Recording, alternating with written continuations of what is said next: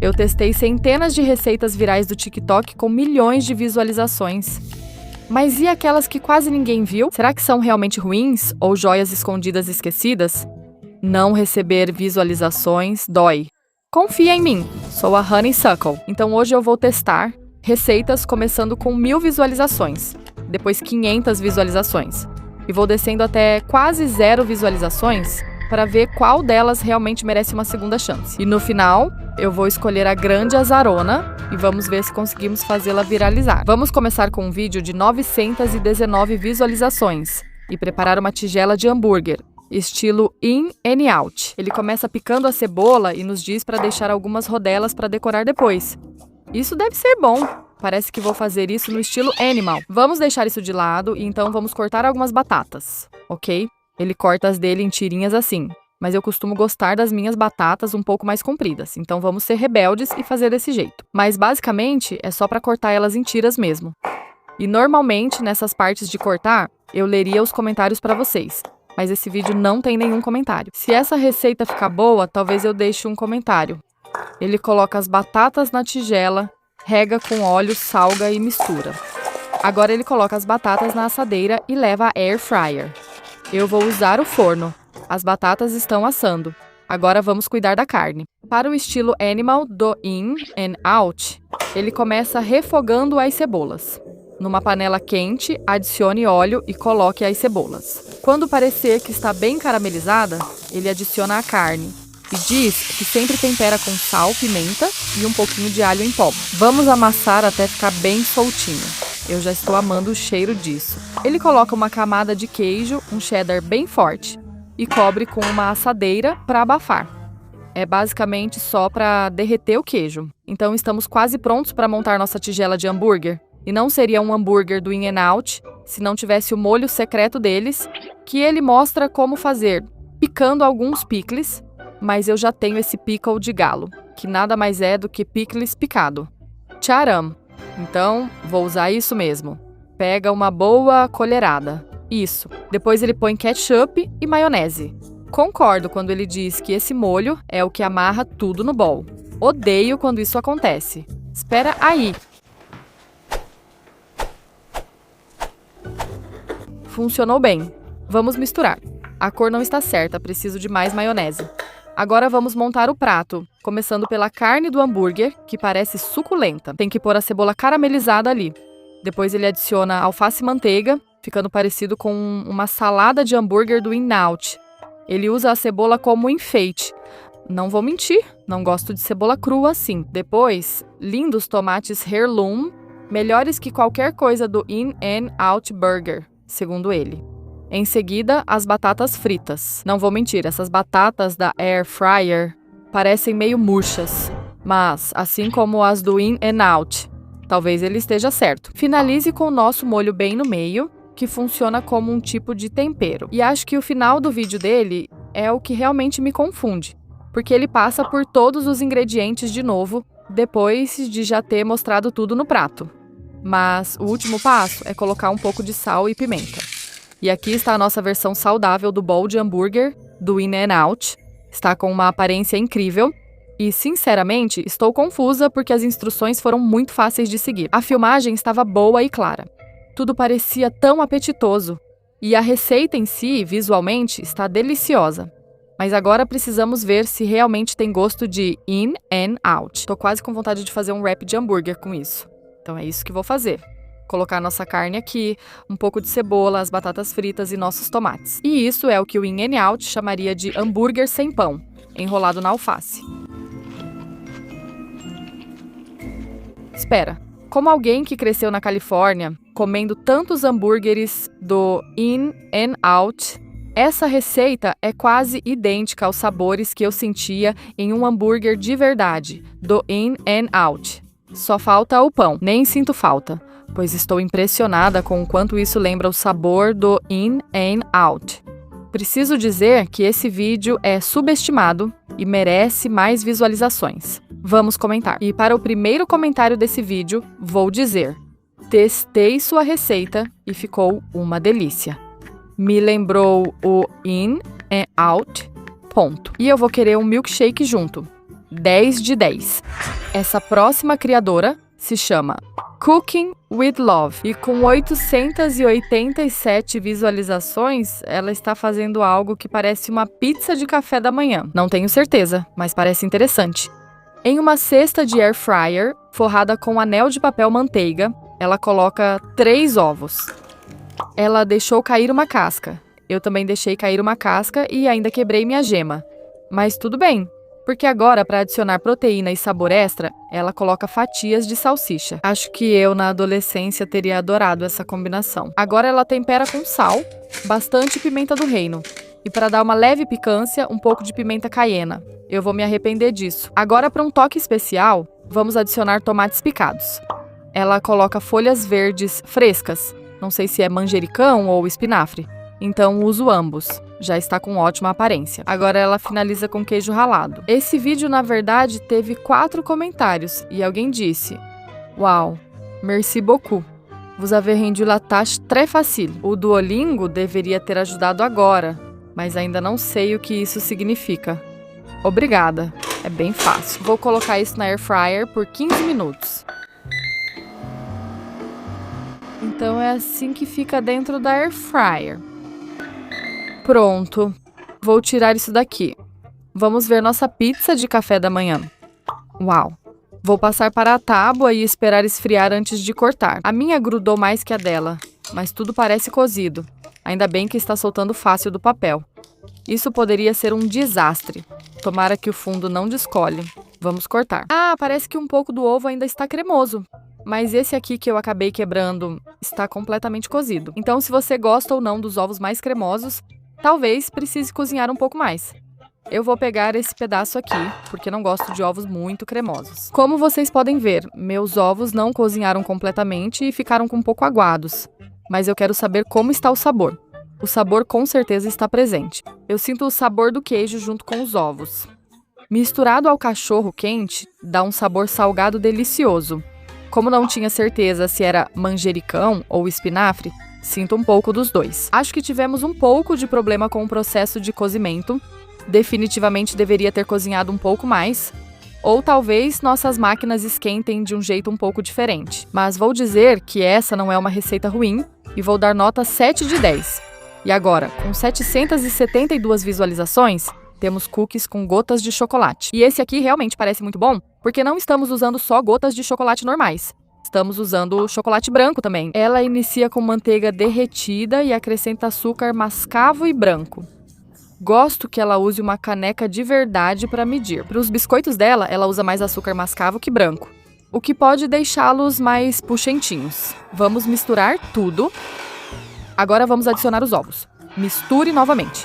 E então, ela já começa a peneirar a farinha, o bicarbonato de sódio e o sal juntos. Como conhecedora de cookies com gotas de chocolate, preciso apontar um erro. Ela não usou o extrato de baunilha, o que dá o sabor delicioso.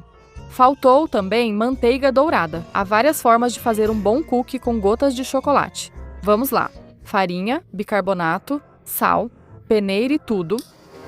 Vamos misturar novamente. Minha massa de cookie está um pouco úmida, mas tudo bem, pois enquanto descansa, vai absorver mais umidade. Mas eu fiquei curiosa para ver se eu adicionasse extrato de baunilha nisso. Será que o sabor ficaria muito diferente? Então eu vou separar uma quantidade suficiente para fazer um cookie, adicionar extrato de baunilha e depois vamos misturar o restante das gotas de chocolate. Ficou um pouco úmido ali. Para as gotas de chocolate branco e chocolate normal. Essa é a proporção ideal para cookie de chocolate. Agora é só misturar. Alguém deixou um comentário neste vídeo. Parece muito fácil de fazer. Obrigada por compartilhar. E, sinceramente, foi muito fácil de fazer. Agora vou pegar uma porção de cada. Uma sem e outra com extrato de baunilha e colocar na assadeira forrada. Deixa eu marcar de alguma forma o que é deles com uma gota de chocolate branco e uma de chocolate comum. Assim fica duplamente chocolatudo. Mas agora ela vai assar no forno a 190 graus por 12 a 15 minutos, que é bem mais quente do que a maioria das receitas de cookies com gotas de chocolate. Então vamos ver como vai ficar. Uhul!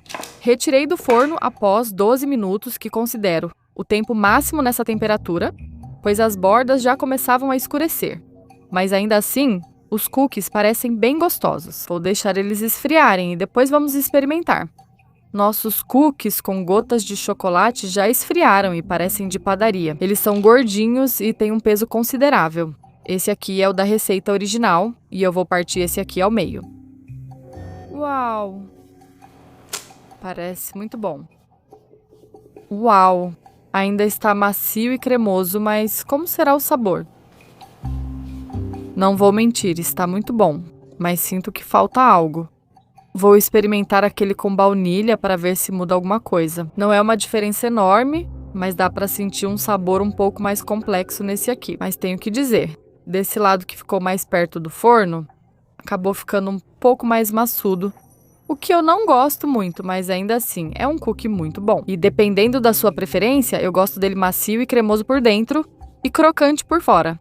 Mas se você prefere ele mais assado, essa receita pode ser para você. Vou dar nota 7 de 10 para essa receita de cookie com gotas de chocolate. E agora, com quase 500 visualizações, essa criadora diz que talvez seja uma opinião polêmica, mas ela acha que fruta tem lugar no molho salsa. E eu tenho que dizer que a salsa dela parece muito boa.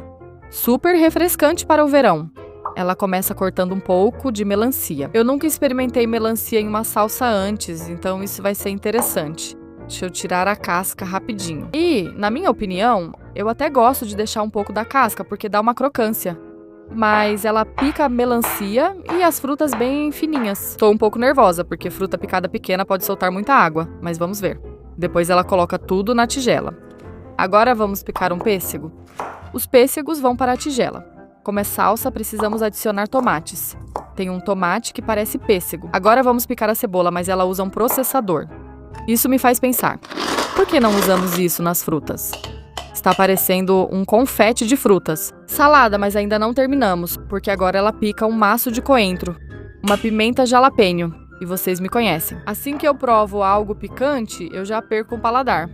Então vou colocar só um pouquinho, só para respeitar a receita, sem sementes. Já dá para sentir pelo cheiro o quanto isso está picante. Um dente de alho amassado, suco de limão, sal e pronto. Vamos misturar. Eu adoro como isso está colorido e estou muito tentada a comer assim mesmo, só com uma colher. Mas ela serve com uns chips para comer com ela.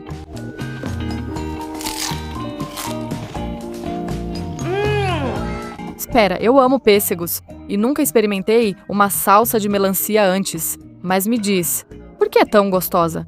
E por que nunca pensamos nisso antes? Eu preciso provar mais um pouco. Isso não é só delicioso como um dip. Eu consigo imaginar isso como uma cobertura incrível para frango grelhado, bife ou até salmão. E eu vou dizer que essa salsa de melancia com pêssego definitivamente merece mais visualizações. Todo mundo deveria conhecer. E ela recebe nota 10 de 10. Será que essa é a receita subestimada que queremos viralizar?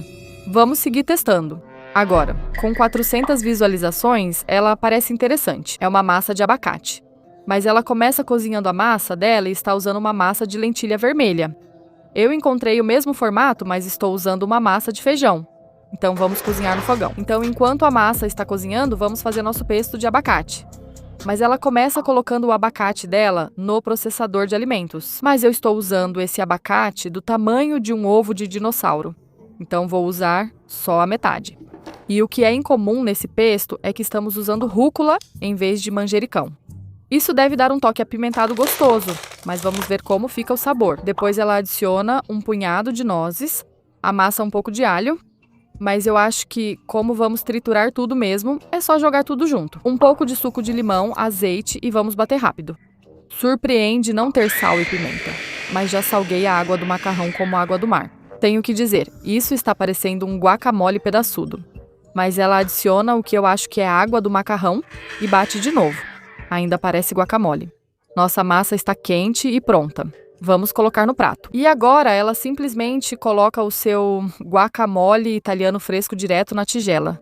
Espero que a massa quente ajude a misturar bem isso. O molho está aderindo bem à massa, mas eu queria ter guardado um pouco da água do macarrão para deixar mais ralo, pois ficou grosso. Talvez só precise adicionar mais molho. Por fim, ela coloca um pouco de queijo por cima. Comente abaixo se você já tentou algo assim antes. Ela ainda não tem nenhum comentário, mas talvez eu deixe um comentário. Vamos ver como ficou o sabor. Espera, tem tantas camadas nisso. Na primeira mordida sentimos um aroma de limão. E então, quando você começa a sentir os sabores, percebe um pouco de rúcula, mas não é ruim. Misturado com a cremosidade do abacate e o sabor de noz das nozes, tudo se combina muito bem. E é um prato tão interessante. Eu estava meio cética, mas isso está realmente bom. Estou surpresa. É como um pesto cremoso de limão, que é super saudável e fácil de fazer. Preciso deixar um comentário para ela. Não sei o que você fez aqui, mas ficou incrível. Eu amei o molho cremoso de abacate e foi tão fácil de fazer. Será que essa receita pode ser o azarão que a gente faz viralizar? Vamos seguir testando, mas dou nota 9 de 10 pro pesto de abacate dela. Vocês sabem como matcha está super na moda no TikTok e a maioria dos vídeos de matcha recebe milhões de visualizações. Mas esse matcha de lavanda só teve 300 visualizações. E eu preciso saber por quê, porque me deu água na boca. Antes de preparar o matcha de lavanda, precisamos de xarope de lavanda. Basta misturar a mesma quantidade de açúcar e água e deixar algumas flores de lavanda em infusão. Então vou adicionar meu açúcar, água, lavanda seca, levar para ferver e depois vamos deixar em infusão. Não tenho certeza se ela usa o grau cerimonial, pois tem um tom meio amarronzado. Mas sempre que faço matcha, eu sempre tenho que usar o grau cerimonial. Mas nesse caso, super cerimonial.